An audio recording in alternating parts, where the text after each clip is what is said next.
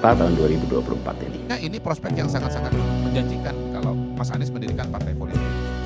Saya pribadi sangat mendukung gagasan itu. Kalau ada partai politik baru yang paling potensial untuk segera berdiri, yang paling potensial untuk mendapatkan suara yang signifikan, ya, itu adalah partai yang didirikan oleh Anies Baswedan. Baik, sekarang gilirannya Muhammad Kodari, pengamat politik. Baik, terima kasih. Assalamualaikum warahmatullahi wabarakatuh. Saya mungkin Bang Karni sesuai dengan tema saja, sesuai dengan topik saja, yaitu soal masa depan Anies Baswedan, ya. Berdasarkan pidato yang beliau sampaikan kemarin, yang dalam pidato itu kuat sekali pesan dan kesan bahwa beliau akan mendirikan ormas atau partai politik. Saya pribadi sangat mendukung gagasan itu, ya, karena memang gagasan apapun juga dia baru bisa berjalan jauh kalau dia punya kaki, dan kaki itu adalah organisasi. Mas Anies adalah tokoh politik, ya, walaupun pada hari ini beliau tidak berpartai atau belum punya partai, tapi jelas beliau adalah tokoh politik. Baik ketika beliau maju sebagai calon gubernur 2017 maupun maju sebagai calon presiden tahun 2024. Nah, keberadaan partai politik, entah nanti langsung berdiri sebagai partai politik atau berdiri sebagai ormas dulu, sebagai sebuah proses metamorfosa, sebagaimana yang pernah beliau alami, misalnya dulu pernah tergabung di Ormas Nasional Demokrat, ya.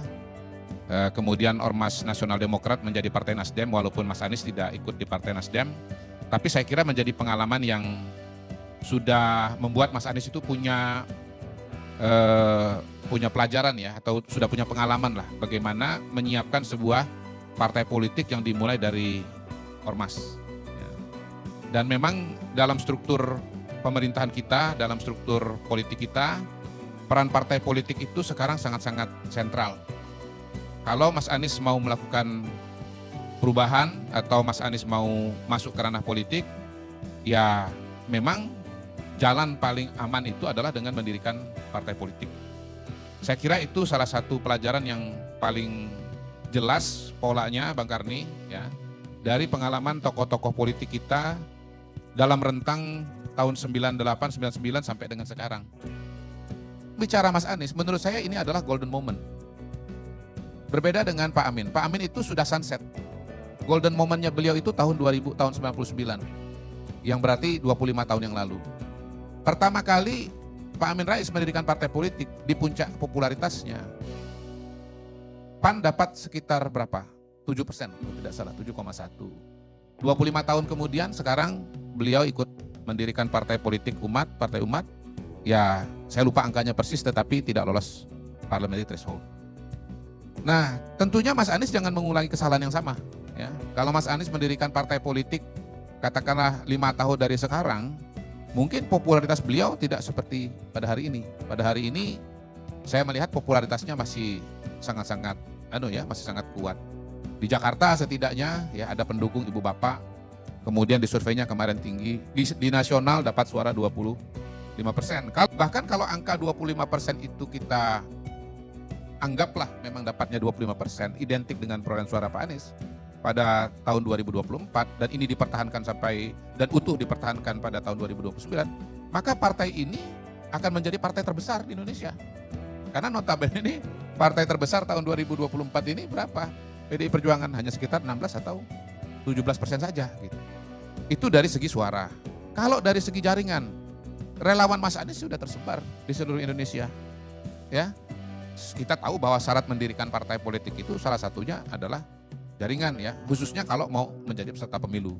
Kalau cuma jadi partai politik relatif mudah, tetapi kalau menjadi peserta pemilu itu syaratnya berat, ya, tidak mudah untuk menjadi partai peserta pemilu menggunakan aturan yang ada sekarang ini, gitu. Nah, itu juga aset yang harus cepat-cepat dikonsolidasikan. Karena yang namanya relawan ini mungkin hari ini masih panas, tapi mungkin tahun depannya lagi sudah dingin. Sudah sibuk dengan kegiatan ini dan itu. Jadi harus cepat-cepat dikonsolidasikan. Ya. Nah, soal gagasan ini juga tentunya harus segera dikerucutkan. Ya, Mas Anies adalah pembicara dan penulis yang prolifik, ya, saya kira tidak ada kesulitan sama sekali untuk membuat rumusan-rumusan visi dan misi dan gagasan-gagasan yang diperlukan untuk menjadikan partai politik ini punya suatu gagasan yang kuat dan menonjol dibandingkan dengan partai-partai yang lain. Ya. Saya bahkan sudah punya bayangan nih mengenai sekjennya. Saya melihat Bang Geis cocok sekali jadi sekjennya Partai Perubahan Indonesia, ya. Karena saya melihat sampai hari ini ya, figur yang paling loyal, paling konsisten bersama Mas Anies itu namanya Bang Geis Khalifah. Bang Geis dan saya ini kan backgroundnya sama di HMI gitu. Kami punya persamaan walaupun kami punya perbedaan. Persamaannya apa? Satu HMI, dua beliau penggemar musik Melayu, saya juga suka juga dengan musik Melayu. Bedanya soal pilihan capres atau calon gubernur, gitu. Tetapi di antara semua tokoh-tokoh yang dekat dengan Mas Anies, ya, yang dari dulu konsisten betul Bang Karni untuk punya memperjuangkan dan punya imajinasi yang jauh tentang Mas Anies, itu adalah Geis Khalifah. Itu saya saksi mata, ya. Dari zaman dulu namanya mailing list BlackBerry Group itu namanya. Itu sudah ketika orang belum menyebut nama Mas Anies, Bang Geis ini sudah, ya. Ketika orang yang dianggap dekat dengan Bang Anies hari ini udah nggak kelihatan, namanya Sudirman Said, itu udah nggak lihat lagi Sudirman Said, betul ya? Kalau nggak Bang Sudirman ada di sini, Sudirman. Ini Bang Geis masih ada sampai sekarang. Jadi karena ini perjuangan panjang dan sedikit banyak akan melelahkan, maka diperlukan pendamping yang betul-betul sudah teruji, tangguh dan loyal. Dan itu saya tidak melihat ada orang lain yang sedekat Bang Geis dengan Anies Baswedan. Gitu. Kalau Dewan Pakar juga saya udah menemukan calonnya Bang Geis, ya, namanya Ahmad Nur Hidayat. Iya ini beliau tadi. Ya beliau kan loyalis perubahan dan konsisten juga menulis tema-tema perubahan. Ya, beliau ini juga latar belakangnya ekonomi, Bu. Ya, jadi saya kira sangat tepat untuk menjadi Ketua Dewan Pakar dari Partai Perubahan Indonesia. Nah, kalau melihat itu semua, sebetulnya tidak ada lagi yang tidak tersedia buat Mas Anies. Kalau mau mendirikan partai politik. Jadi saya sejalan dengan